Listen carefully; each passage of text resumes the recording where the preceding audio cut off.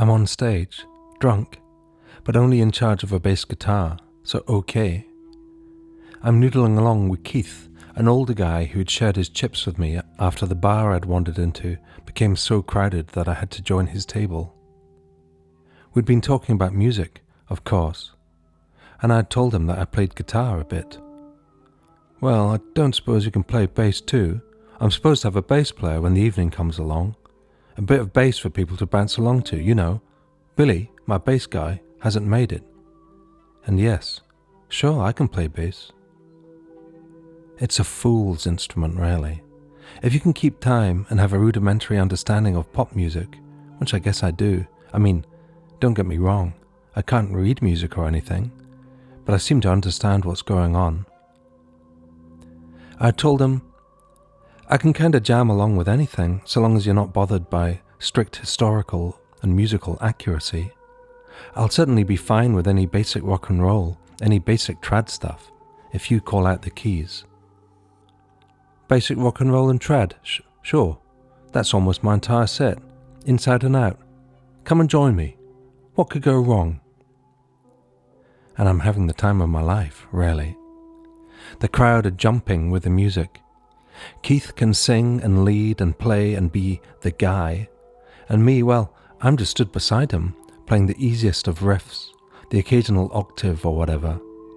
I mean, I don't think the Rolling Stones would hire me on the strength of the performance, but to this crowd of tourists, I can do no harm.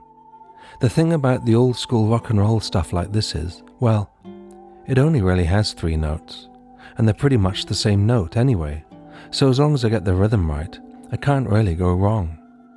An hour or so passes, and I'm nailing it, loving it. Folk are dancing, screaming, singing along. I could stay here forever, but... Here, geezer go. There's a wee manny to the side of the stage calling me over. Geezer go in the bass, big man. I'm totally into it.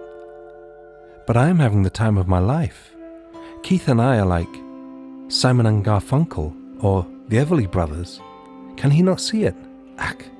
Aye, a few more songs, sure. Just hold on for a few more songs. Are you Scottish? I am, yep. Ah, good man, good fella. Geezer go in the bass. Sure, just give me a few more songs, right? Right, 2 more, then I'll come up. Fuck's sake. Like, where am I going to sit even? I know nobody here. Up on stage, I'm king of the hill, but in the crowd. He's just staring at me from 10 feet away, like a hungry child. Keith leans over to me, shouting in my ear. Here, what does that weird starey fellow want? Oh, he wants to sit in for a bit on the bass. Does he now? But you're doing great. I am loving it, but, well, I guess give him a go. You can always come back up. Next I know, my love rival is on stage, adjusting the strap, bringing the bass right up to just below his nipples. New bass man immediately begins playing slap bass. Keith looks at me, open-mouthed. Ah, for fuck's sake. Slap bass is a way of playing the bass instrument by hammering the strings off the fretboard. You'll know the sound.